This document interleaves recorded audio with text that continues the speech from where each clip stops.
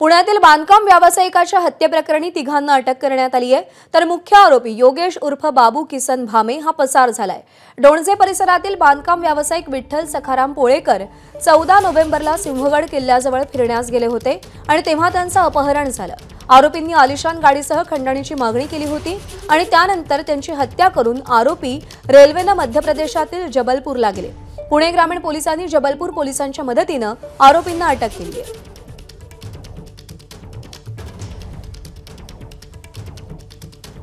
अंतर्गत दिनांक 15 तारखेला एक फिर्याद आम्हाला प्राप्त झाली होती। त्याच्यामध्ये श्री विठ्ठल सखाराम पोळेकर वय वर्ष 70 यांच्या अपहरणासंदर्भातली ती फिर्याद होती। त्या फिर्यादीमध्ये आम्ही अधिकचा तपास केला असता असं निदर्शनास आलं आहे की त्यांचा किडनॅपिंग करून खून करण्यात आला आहे।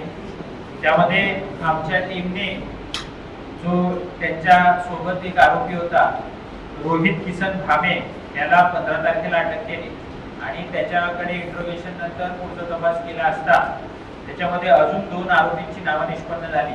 त्यामध्ये शुभम पोपट सोनवणे आणि मिलिंद देवीदास थोरात या आरोपींचा पाठलाग करून यांना इथनं नाशिकवरून ते पुढे निसटून गेले आणि शेवटी यांना जबलपूर येथे मध्य प्रदेशच्या GRP म्हणजे जी रेल्वे पोलीस आहे त्यांच्या मदतीने आम्ही अटक करू शकलो। आज दुपारीच काल त्यांचा ट्रान्झिट रिमांड जबलपूर येथून घेऊन आज दुपारीच ते इथे आलेले आहेत। त्यांच्याकडे अधिकचा तपास हा सुरू आहे।